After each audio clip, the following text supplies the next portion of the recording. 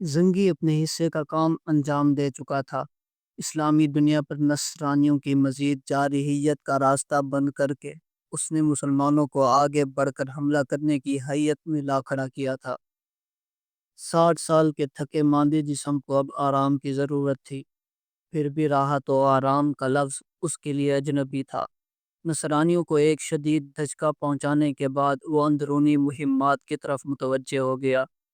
5 ربیع الثانی 541 ہجری بمطابق 13 ستمبر 1146 عیسوی کی شام وعیبر کے قلعے کا محاصرہ کیے ہوئے تھا کہ اچانک چند غدار غلاموں نے اس کے خیمے میں داخل ہو کر اسے شہید کر دیا۔ زنگی کی شہادت نے مسلمانوں کو جس قدر بے چین کیا، عیسائی اتنے ہی خوش ہوئے۔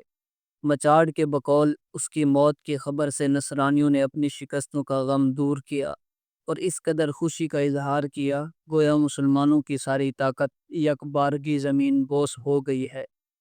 عماد الدین زنگی بڑا بہادر، شریف اور جنگجو انسان تھا۔ اس کی ہیبت کا یہ عالم تھا کہ ایک دن ایک سپاہی اپنی ذمہ داری سے غافل ہو کر سو گیا۔ آنکھ کھلی تو زنگی کو سر پر کھڑے پایا۔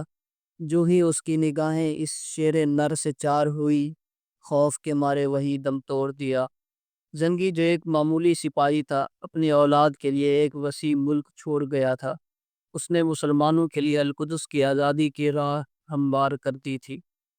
عماد الدین زنگی کی موت کی خبر نے بالا بک کے در و دیوار بھی ہلا ڈالے تھے۔ نجم الدین ایوب اس کے عواقب سے بے خبر نہ تھا۔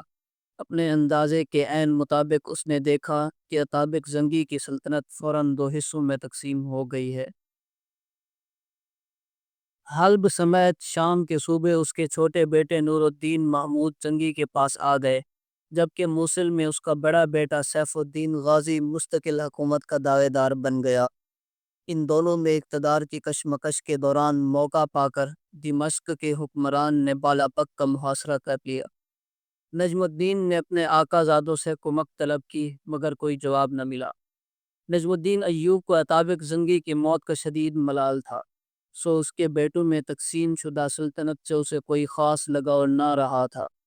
وہ یہ بھی جانتا تھا کہ بالا بک کے لیے کسی کمک کا انتظار بے سود ہے، کیونکہ اطابق زنگی کے جانشینوں میں باہم محاذ آرائی سے قطعاً فرصت نہیں تھی۔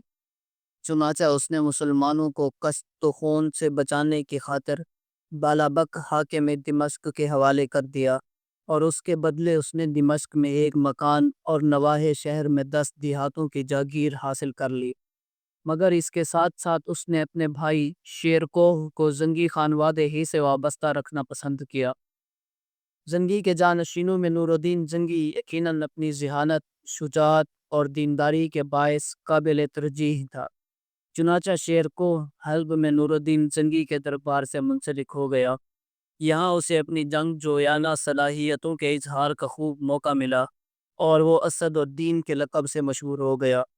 وہ خوش قسمت تھا کہ اسے نور الدین زنگی جیسا بلند حوصلہ قائد نصیب ہوا تھا، جو مردم شناس بھی تھا اور بہادروں کا قدردان بھی۔ نور الدین سچ میں مجاہد فی سبیل اللہ تھا۔ 541 ہجری میں اپنے باپ کے قتل کے بعد سے لے کر اپنی موت تک وہ مسلسل نصرانیوں سے معرکوں میں مشغول رہا۔ سب سے پہلے اسے روہا کی بازیابی کے لیے جانا پڑا۔ ہوا یہ تھا کہ روہا کے سابق حاکم کاؤنٹ جوسلین دوم نے عماد الدین زنگی کی موت کے بعد موقع پا کر مقامی آرمینی باشندوں کو، جو کہ مذہباً عیسائی تھے، مسلمانوں کے خلاف بغاوت پر آمادہ کر لیا۔ ان سے گٹھ جوڑ کر کے وہ باقاعدہ فوج کے ساتھ روہا پر حملہ آور ہوا اور نومبر 1146 عیسوی میں بڑی آسانی سے شہر پر قابض ہو گیا۔ تاہم شہر کے مسلمان قلعے میں محصور ہو گئے، جسے جوسلین فتح نہ کر سکا۔ نور الدین نے یہ اطلاع پاتے ہی حلب سے روہا کی طرف پیش قدمی کی اور شہر کا محاصرہ کر لیا۔ اس طرح جوسلین کی فوج قلعے کے مسلمانوں اور نور الدین کے سپاہیوں کے درمیان محصور ہو گئی۔ ایک رات نصرانیوں نے جان بچانے کے لیے شہر کے دروازے کھول دیے اور سر پر پاؤں رکھ کر بھاگ کھڑے ہوئے، مگر قلعے کی فوج نے تعاقب کیا اور نور الدین کے لشکر نے بھی سامنے سے انہیں گھیر گھیر کر مارا۔ کاؤنٹ جوسلین جان بچا کر نکل بھاگنے میں کامیاب ہو گیا۔ روہا شہر پر قبضے کے بعد اس پوری ریاست کا بچا کھچا علاقہ کچھ نور الدین نے فتح کر لیا، کچھ پر مسعود بن کلج ارسلان نے قبضہ جما لیا۔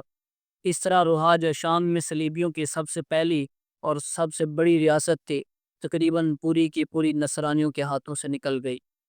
روحا کی فتح کی خوشی اس وقت دوبالا ہو گئی جب نور الدین کے بھائی سیف الدین غازی نے شام آ کر اس سے ملاقات کی اور اسے گلے لگا کر نصرانیوں کے خلاف متحد رہنے کا اعلان کیا۔ مگر جلد ہی نور الدین جنگی کو ایک بہت ہی بڑی آزمائش کا سامنا کرنا پڑا۔ شام کے عیسائی پادری یورپ پہنچ کر پوپ کو مسلمانوں کی ان فتوحات کی داستان سنا چکے تھے۔ یورپ میں ان خبروں سے ایک آگ سی لگ چکی تھی۔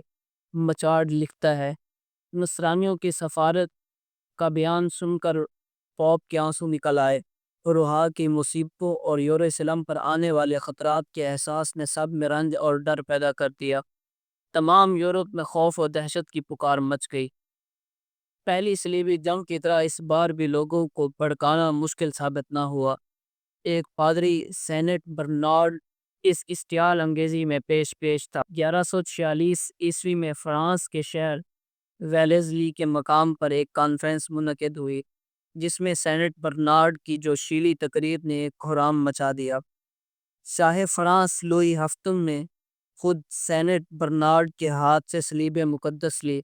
لوگوں کے بے پناہ ہجوم کی وجہ سے اسے قلعے سے نکل کر میدان میں آنا پڑا۔ ایک چوبی مینار پر چڑھ کر اس نے صلیب سینے سے لگا کر سب کو دکھائی اور مجمع کو جوش سے بحال کر دیا۔ اب برنارڈ نے جرمنی کا رخ کیا۔ یہاں کے بادشاہ کونراڈ ثالث نے اس مہم میں کوئی دلچسپی نہ لی، مگر برنارڈ نے کوشش جاری رکھی اور ایک دن اس کے سامنے مسلمانوں کے مظالم کی اتنی دردناک منظرکشی کی کہ بادشاہ بے اختیار رونے لگا اور سینٹ کے ہاتھ سے صلیب لے کر فوج کو تیار ہونے کا حکم دیا۔ یوں فرانس میں دوسری صلیبی جنگ کی تیاریاں زور و شور سے شروع ہو گئی۔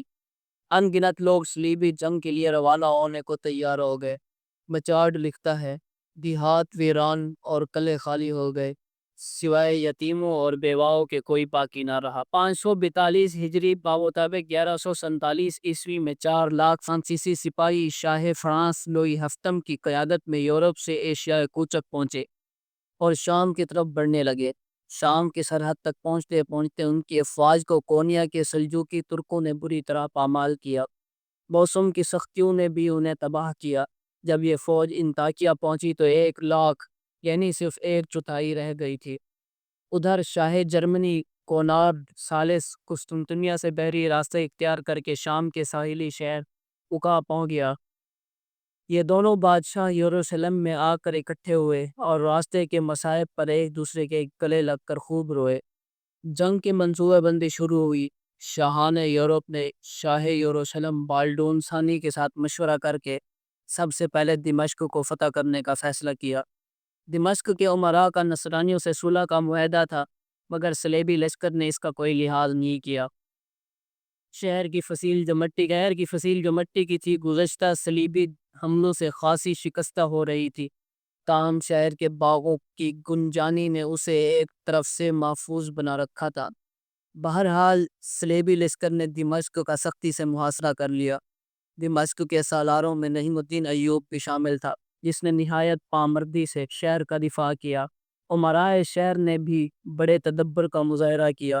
دمشق کے نائب حاکم معین الدین انز نے مدد کے لیے سیف الدین غازی کو بلوایا، جو حلب سے نور الدین جنگی کو ساتھ لیتا ہوا ہمس پہنچا اور صلیبی افواج کے مقابلے کے لیے تیار ہو گیا۔ صلیبی حکمران امرائے شام کے اتحاد، مقامی فوج کی زبردست مزاحمت اور حاکم دمشق کے سیاسی چالوں سے کچھ ایسے سٹپٹ آئے کہ ایک مدت کے محاصرے اور جھڑپوں کے بعد ناکام واپس لوٹ گئے۔ دمشق سے واپس جاتے ہوئے انہوں نے خسیانی بلی کھمبا نوچے کے بامستاق اسکلان کا محاصرہ کرنے کی بھی منصوبہ بندی کی، اگر آخر میں سب کچھ چھوڑ چھاڑ کر واپس جانا پڑا۔ بچارڈ لکھتا ہے، اس محاصرے کا قابل ذکر پہلو یہ ہے کہ ایوب، جو خاندان ایوبیہ کا سردار تھا، دمشق کی افواج کا سالار تھا۔ اس کے ساتھ اس کا لڑکا صلاح الدین بھی تھا، جو ایک دن نصرانیوں پر اس طرح غالب آنے والا تھا کہ یروشلم کا مالک ہو جائے۔ صلیبی جنگجوؤں کی واپسی کے بعد بھی نور الدین جنگی کی ارغار رکنے میں نہ آئی۔ بعزم 545 ہجری بمطابق مئی 1150 میں اس نے حلب کے شمال میں کاؤنٹ جوسلین کے دوسرے اہم قلعے اعزاز کو بھی فتح کر لیا۔ اس مہم میں جوسلین خود بھی گرفتار ہوا اور 9 سال قید میں رہنے کے بعد جیل ہی میں مرا۔ یہیں جوسلین تھا جس نے نور الدین کے ایک امیر کو گرفتار کر کے اس کی زرہ کونیا سلجوقی بادشاہ مسعود بن کلج ارسلان کو بھیج کر کہا تھا، عنقریب نور الدین کو بھی گرفتار کر کے دکھاؤں گا۔ نور الدین نے اس کی لن ترانی کا عملی جواب دے دیا تھا۔ نجم الدین ایوب کا بیٹا یوسف اب 14 برس کا ہو چکا تھا۔ اس نے دمشق پر اقوام یورپ کی سلغار کو اپنی آنکھوں سے دیکھا تھا اور محاصرے کی سختیاں برداشت کی تھی۔ دمشق جو کہ عالم اسلام کے قدیم علمی مراکز میں سے ایک تھا، بلا شبہ اس بچے کی تعلیم و تربیت کے لیے بہترین مکان تھا۔ صلاح الدین نے یہاں اپنا لڑکپن کس طرح گزارا، تاریخ اس بارے میں خاموش ہے۔ در حقیقت اس وقت کوئی تصور بھی نہیں کر سکتا تھا کہ یہ عام سا سپاہی زیادہ آگے چل کر کتنا بڑا انسان ثابت ہوگا۔ بہر صورت یہ بات یقینی ہے کہ صلاح الدین نے یہ دن فقط کھیلنے کودنے میں نہیں گزارے۔ اس کی جوانی میں ظاہر ہونے والے حیران کن کمالات اس بات کے گواہ ہیں کہ وہ علم دوست انسان تھا، مروجہ علوم و فنون اور شعر و ادب کا اچھا ذوق رکھتا تھا۔ قرآن مجید سے اسے خاص شغف تھا، اسے تفسیر و حدیث کی کتابیں اور اسلامی تاریخ کے اوراق کھنگالنے کا بھی شوق تھا۔ ان خوبیوں کے ساتھ ساتھ اس کی حربی تربیت بے مثال تھی۔ یقیناً اسے اپنے وقت کے چیدہ استاد ملے تھے جنہوں نے ایک سنجیدہ اور بردبار لڑکے کو بہت کم وقت میں کامل سپاہی کے روپ میں ڈھال دیا۔ ان تمام باتوں سے بڑھ کر اس میں اسلامی غیرت و حمیت کا وہ مادہ پختہ ہو چکا تھا جو اسے اپنے باپ سے ورثے میں ملا تھا۔ اسے بعد میں زہد و تقویٰ میں جو مقام حاصل ہوا تھا، اسے دیکھتے ہوئے یہ بھی کہا جا سکتا ہے کہ اسے دمشق کے اولیاء، صوفیاء اور مشائخ کی مجالس میں بیٹھنے کا موقع بھی ملا ہوگا۔ یہ وہ اوصاف تھے جو صلاح الدین ایوبی کو 20 برس بعد اسلامی تاریخ کا مایہ ناز جرنیل، مثالی حکمران اور بے نظیر فاتح بنانے میں معاون ثابت ہوئے۔ دوسری صلیبی جنگ کے چند سالوں بعد تک نجم الدین ایوب اپنی بہترین کارکردگی کے باعث دمشق کی فوج کا سپہ سالار رہا، جبکہ اس کا بھائی شیرکو نور الدین جنگی کی فوج میں بلند مقام حاصل کر چکا تھا۔